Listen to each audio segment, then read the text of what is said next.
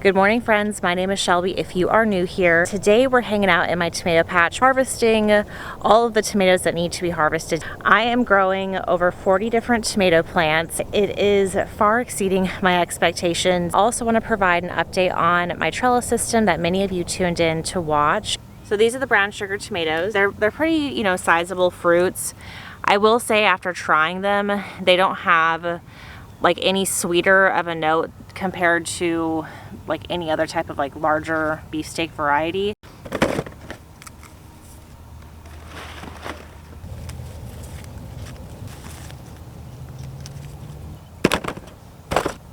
My banana trees are back there. I'm just gonna throw that one that has a hole in it to the banana tree. Anytime there is just a remote amount of color like this, just very remote amount of color, I harvest it right now. There are over 15 different varieties in here, so I'm going to try to navigate that as I'm going through here and harvesting with you guys.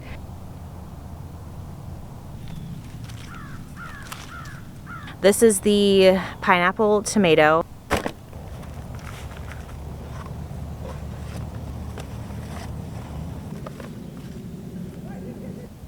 Right next to my pineapple tomatoes are really one of my favorite tomatoes ever, the mushroom basket tomatoes. They have kind of like an accordion type look to them. They are almost pink on the inside, an excellent flavor. I love growing these, and this year I feel like I'm getting more than ever.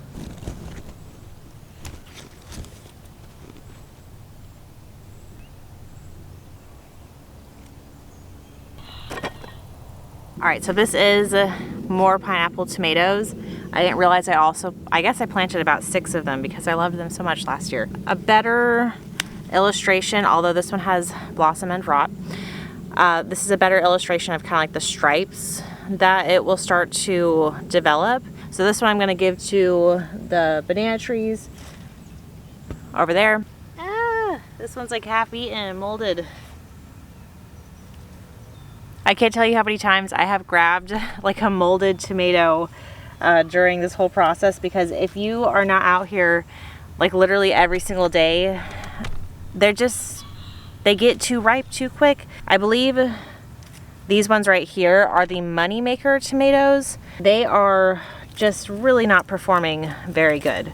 Most of them look just like busted open and split all the time.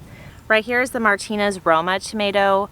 It looks similar to a San Marzano tomato. It's a paste tomato, good for making sauces. These ones also have been really susceptible to the blossom end rot. I need to look it up, but I want to say this has to be in a determinate tomato because it looks like it's setting most of its fruit right now. Next year, I'm going to plant more San Marzano tomatoes than the Martinez Roma. I'm always trying to, try new varieties to see if there's another one that I just absolutely love, and I always will do that. But they've performed okay. They haven't been like a stunning performer just because of how susceptible they are to blossom end rot.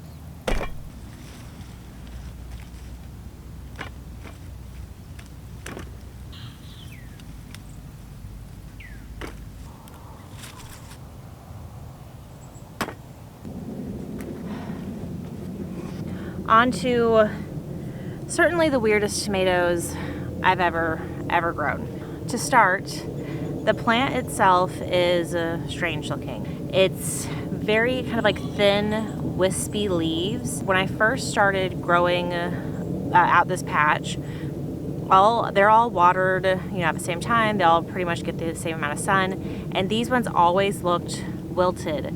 These are the Korean long tomatoes. And they look like a tooth almost, like a shark's tooth or something like that. So they're pretty interesting, and I do love growing like an interesting variety. These are supposed to be great saucing tomatoes, the Korean longs.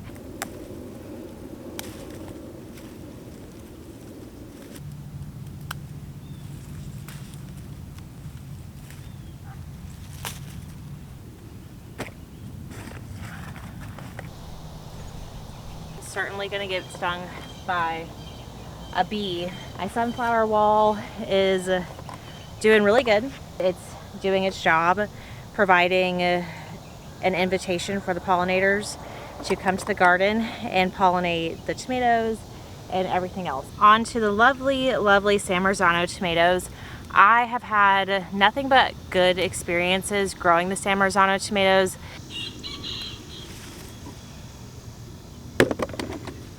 Oh gosh, I grabbed a green one. If you're not familiar with San Marzano tomatoes, they're supposed to be some of the best saucing tomatoes out there. They are world renowned by chefs, and they just create like a supreme sauce basically. You can buy San Marzano tomatoes from the store canned, or you can just grow them yourself and have more than you know what to do with them. I need a sign out here that says, "Caution, bees at work." There are so many bees. You could hear them buzzing all around me because of this sunflower wall. Okay, let's see. Okay, this one's good. Now right here are the Tigerella tomatoes. They have been like a love-hate. They'll either be really great and perfect, or they'll be all splitty and cracked open. I think part of that is just that they're producing so much so fast, I'm just not able to keep up with the harvest. If you want a very abundant and interesting striped looking tomato that tastes good and is ideal for like salads and sandwiches, this is your tomato. More Tigerella tomatoes. 1 or 2 nights ago, we made tomato sauce with just like probably about this many tomatoes, because they were sitting in the fridge, and I was like, you know what? Why not? Let's do this as a family. So I'm always amazed, honestly, at how easy it is to make tomato sauce, where before I started this whole venture of growing all my own tomatoes and canning them and things like that, it was really intimidating. I thought like making tomato sauce was like this rite of passage that only people could do if they knew exactly how to do it and had all this hours and time and things like that. Really, it's not that intimidating, honestly. So we made enough for that dinner, and it was absolutely phenomenal. We did it like a baked ziti. I'm just always like confused, first of all, why store-bought tomato sauce, even the organic ones, are so different looking, and they're also so different tasting than the homegrown tomato sauce. And even from like what I've seen in comparison to like other people who make, oh my god, other people who make videos on YouTube about like their tomato sauce that they've made, it looks like the stuff that I'm making, kind of like a orange red color, where at the store it's like a super deep, like deep red color. And I look at the ingredients and it's the same ingredients, and I just don't know why it tastes so different and why they look so different, even the organic stuff. So if anybody has any insight on that, because I buy organic tomato sauce when we have run out of our own and it's not tomato season, of course, and I'm just like, this does not taste like the stuff that I've been making. Last year was like our first year of actually having like months worth of our own tomato sauce, and this year my goal is to do a whole year's worth of tomato sauce. Look at what I just found. A hornworm out of the corner of my eye. That is not good. Not good at all. They eat on your tomato plants. They actually look like blend in with the tomato plants, so I'm gonna have to come out here and remove them, because we don't want them to start munching on and destroying all of our tomato plants. I wanted to provide an update on my tomato trellis system. This is the first time I used this particular system. A lot of you tuned in to watch that video. I thought I was just slapping up a regular project video and it was just gonna get a couple hundred views, but it turns out no, a lot of you guys watched it, and then I got a whole lot of feedback, which was crazy. I just totally was not expecting that. This system has been awesome, and I do see why so many people were interested in it, because one, it's incredibly easy, it is really durable, and it's something that you can put together yourself in no time with no cutting or anything like that. Now it is composed mostly of T-post. Here's the metal T-posts, which are probably some of the most structural things you can imagine. This is electrical conduit. These are 10-foot pieces followed by 4-foot pieces. So they're 24-foot rows. They are held together with PVC tees at the top, and then the electrical conduit connectors right here. So that is basically the premise of the actual structure. And then to hold up the tomato plants, we're using tomato twine that goes down into the ground with bamboo stakes. If you are really in a hurry, you could put together one of these rows within like 5 minutes, especially if you have a post pounder. That's going to make super easy work of this system. Now, I love how quick this is to put together, but also how consistent and professional it looks. It's not the most expensive project. You will be investing in some materials, but this is also materials that's going to last for years and years and years down the line. I totally don't regret investing time and a little bit of money in this project. I think for all 4 rows, so they're 24-foot rows each, and we did 4 of them. It was around $200, give or take. Don't super quote me on that, but it was around that price. For the fact that we're going to have this for years to come and thousands of dollars worth of tomato sauce, I think that was a really solid investment. The downfall to this particular system is if you aren't planning on being really aggressive with pruning your tomato plants or picking like a single stem variety, which I've never grown a single stem variety, then you're going to have a really wild situation growing on. This has resulted in me having to spend a lot of time out here trellising the plants to the strings, which have definitely maintained a lot of strength to them. If it's a variety that is especially determinate where it's really bushy, I definitely have to do a Florida weave, which is this right here, where you're weaving the tomato plant in and out of the system. But the good thing is the T-posts are very structural. They're never gonna bow in when you're pulling and creating a Florida weave. If you stay on top of trellising, then it really should be no problem in pruning. But I didn't prune any of my plants at all, and it still isn't a problem. I don't mind the situation being a little bit messier. Everything is, you know, standing up accordingly. I just have to come out here once a week, trellis up my tomatoes some way or another, which wouldn't be any different than any other type of trellising system. So it's a lot of work, however you slice it, when you're growing tomatoes to this magnitude. What I didn't show in the video where I made the actual trellising system is these clips, because I came across these afterwards. These have been absolutely phenomenal when it comes to clipping them on to the actual string right here. So I would highly recommend those clips, because they're not going to injure the tomato plants. There's a lot of room in there. They come in all different types of sizes. And I'm really genuinely saying this because it actually has been like a game changer. Otherwise, I don't know, I would have had to like come and tie up each one of these individually. So that has been a game changer. I would recommend, if you're not planning on doing extensive pruning, to get those clips. Overall, it's been great, and I love how it'll be easy to disassemble this, move it to a different part of the garden. That way we can rotate crops and reassemble it within an hour, I would say. So for those reasons, I would certainly always use this method. It's just a matter of trial and error and figuring out, are you going to prune or not prune? What type of varieties are you going to pick and things like that. I didn't prune at all.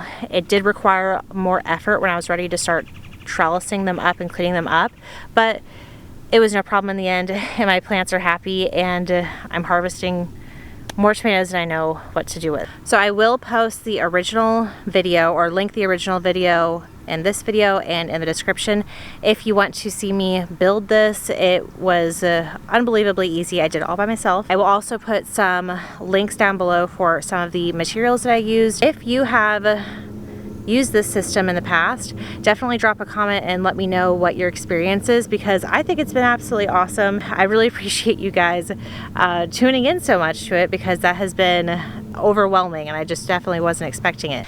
I'm going to give you the rundown on this tomato patch if you're interested in, you know, trying to do one similar or just kind of how I did that. So this whole patch was just grass, and then we utilized a service called Chip Drop, and we had them drop a whole cubic ton of mulch, which is just a mountain of mulch in this area of our garden.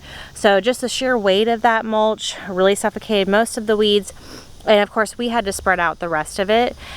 Chip Drop is a free service available to most people, but if it is not available to you, you can just call a local arborist, and chances are they would love to drop off a tree that they just chopped down and mulched at your house if they're in the neighborhood, as opposed to driving way out far to like wherever they have to drop off that mulch. We spread it out ourselves. We don't have any big fancy farming equipment, so that is the only con, is that we have to kind of do this like wheelbarrow by wheelbarrow, and it's a lot of work. The mulch does decompose rather quickly over time, and it turns into some like just dark, rich organic matter that is ideal for growing within. Of course, you're going to have to add compost and other nutrients and things like that, but you really are creating like an organic soil that otherwise wouldn't exist, because we live in Florida, and like the whole, you can even see right there, that's just sand all right there at the top of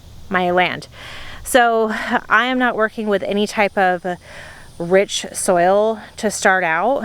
It is really, honest to gosh, just sand. So we spread that out, and we made this whole trellis system that I will include a link for. I planted the tomato plants around 2 feet apart. So there's around 10 tomato plants per row. These are 24-foot rows. There is a layer of mushroom compost down below for each row, and there is mulch on top of that to keep the moisture retained for these tomato plants, which has been essential because there have been many days, actually weeks, of almost 100-degree temperatures in this month of May where it has not rained at all. Most of the rest of my garden is extremely scalded. It is not doing very well because this is unusually hot for us. It's 10 degrees hotter on average than it typically is with no rain. So even if you are watering consistently, it's going to have a toll on your plants, which is why mulching has been absolutely key with retaining moisture, because I just use oscillating impact sprinklers. I don't have like an irrigation system set up yet. So not everything gets the same consistent amount of watering yet. We only have 2 for this entire garden, and it goes all the way back there. I do have to do some like manual watering, especially when it's like 100 degrees out. But for the tomato garden, I don't have a hose that even reaches up here, so it's kind of like you're on your own, and it does really well. It's of course in full sun, and I made sure to run the rows where it's running from east to west. Sun rises in the east, sets in the west. You don't want your rows running from north to south, which is what this garden is. I would not plant a tomato patch here, because what would happen is the tomato plants that are right here are going to start shading those ones and so forth. So everything here is not going to be like big trellising plants. If you are creating a large tomato garden, keep that in mind, because you don't want your plants to be shading the next row, if that makes any sense. They're all pretty much getting the equal amount of sun. I would say at least 10 hours of sun a day with 2-foot spacing. I planted these out in like the 3rd week of March, I want to say. Now we're almost in June, not even in June yet, and we're already harvesting a lot. Now, keep in mind, this is Florida. Our growing seasons are extremely different than other parts of America, or than our northerner friends. It's even different than other states rather close to here. So we have kind of opposite times that are more ideal growing conditions, and we have longer seasons. But at the same time, where you guys see us harvesting all of these things so early, and you're like, oh my gosh, that's amazing, how are you doing that? Our time comes where the heyday is over. when it's about July, August, it gets so incredibly hot that the plants really stop fruiting, or they stop flowering. They stop setting as much fruit because it's so hot, but they're focused on really honestly surviving. It gets to be to a point where that's like our snow season almost. It's a lot harder to grow things. You can grow things, it's just harder to grow things successfully that time of the year. So this is our heyday right now, but let's go inside so I can show you what I do with the tomatoes after I harvest them. My tomato buckets that we just harvested. Every time I bring my tomatoes inside and I start washing them, I think this is absolutely insane. It's definitely my most abundant and successful tomato garden yet. And I'm really curious to see how many jars of tomato sauce I end up making by the end of this whole entire season, because it's all a new process to me. I only canned about a quarter of the year's worth of tomato sauce last year, and this year it's the entire year is my goal. So definitely hit the subscribe button if you don't want to miss out on that. So I'm in the process of washing up the tomatoes. And I just wanted to show why I do like a double kind of vinegar solution. You can just grab any type of bowl, mixing bowl that you have.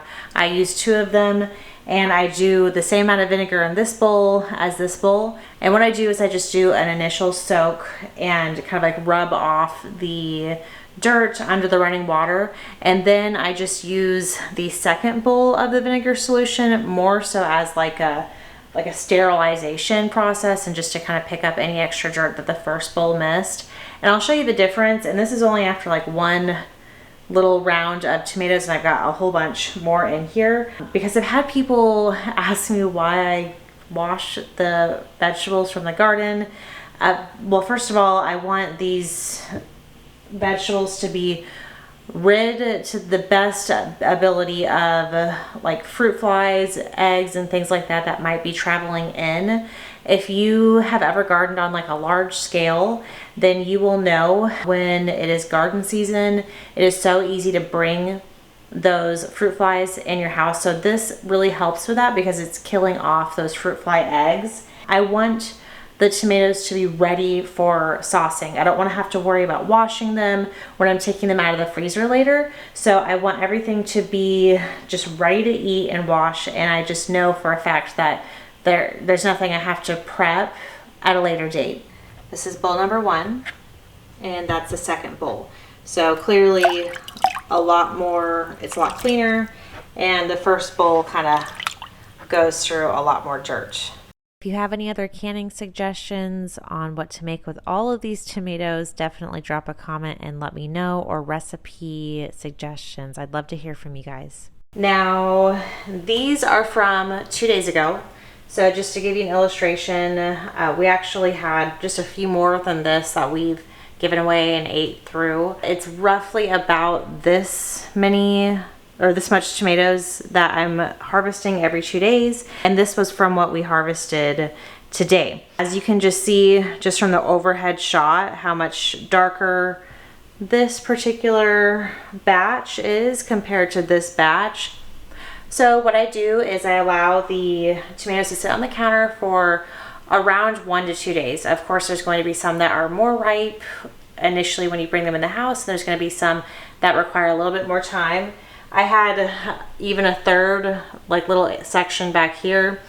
These are some that fell off green that we're going to make into fried green tomatoes. I just kind of filter through, let them keep ripening till they're at their maximum ripeness. And what I'm looking for is a super, super deep red color like this. This is ideal. This is one of the San Marzanos before packaging them up for the freezer. These ones are ready to go in the freezer, as you can see, and these ones are going to sit and hang out for another 2 days or so. And what I just touched on as far as these fruit flies is it is a problem no matter what. It's just always going to be a problem. I make one of these little things. Typically this time of the year I'll put at least one in the kitchen and one in the laundry room back there, or 2. And I do like a little piece of paper that makes a hole all the way down. I'll do apple cider vinegar, and you can even see the fruit flies that are dead in here. I do apple cider vinegar and just about a half a teaspoon of dish soap.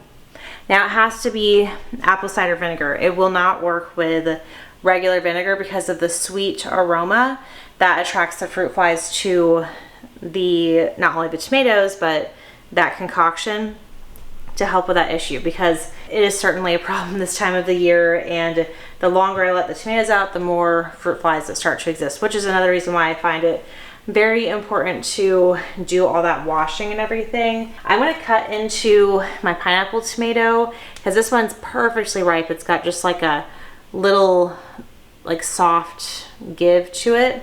And then I also want to show you one of my, let's see, mushroom baskets that are perfectly ripe as well. This thing is huge. They taste so good. Oh, I'm gonna try a bite. Definitely not like a super savory flavor like a typical tomato. Much more, much sweeter, I will say. And as I was saying with the brown sugar tomatoes, which this one's about ready. Let's see. This one's pretty ripe. I'll cut into the brown sugar tomato too. This is the brown sugar tomato compared to the pineapple tomato. It's a lot darker on the inside. I'm just gonna try it again to make sure I didn't get like one that wasn't sweet. It's a little sweet. It's a little sweet, but it's not like as the name would entail. Here is the mushroom basket tomato. I love this one. It's got that like really interesting accordion look to it. So I'll cut into this one for you guys. That's the inside. I'll compare it just so you can see to the pineapple. Oh my gosh, look how much bigger the pineapple is. Much more of like a true tomato flavor without being too acidic. Not being acidic like almost at all. I'll grab some sauce I made last year. So this is the last jar of homemade tomato sauce. We made it in June of last year. We ate through all the other stuff and I almost just like took my time with wanting to break into this because I just, you know, I didn't want to like kiss that season goodbye. Now that we're about to make a whole bunch of new tomato sauce, it'll be easier for me to break into this. But this is the pineapple tomato sauce.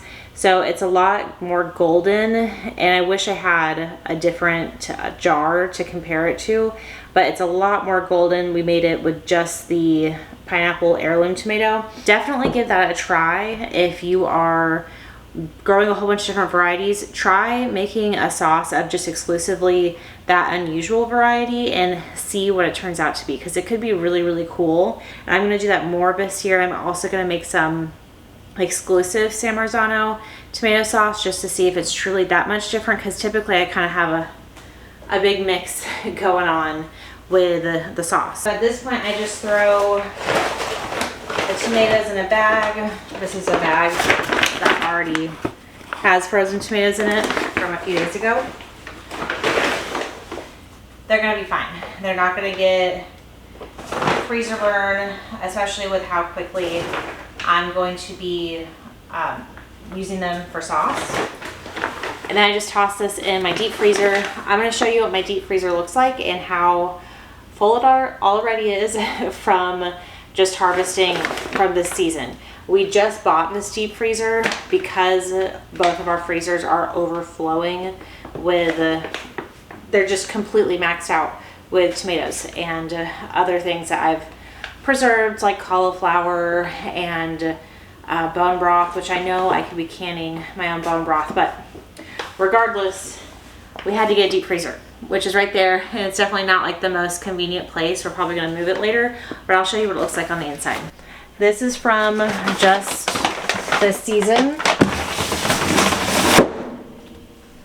That's a little loud. I hope I don't wake up my kids.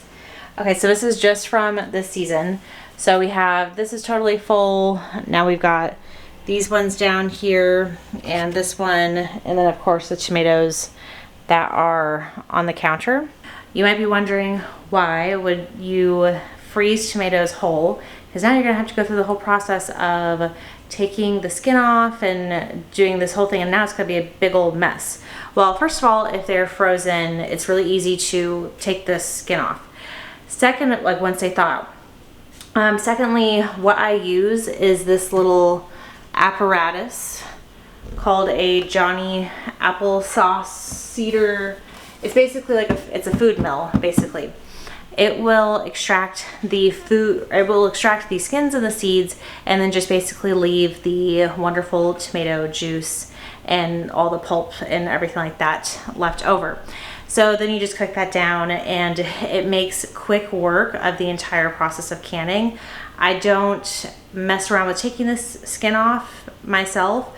So if you are going to go through the whole process of making tomato sauce on a large scale, I would certainly get some type of a food mill. This one's manual. Some people will use like one that has a motor in it.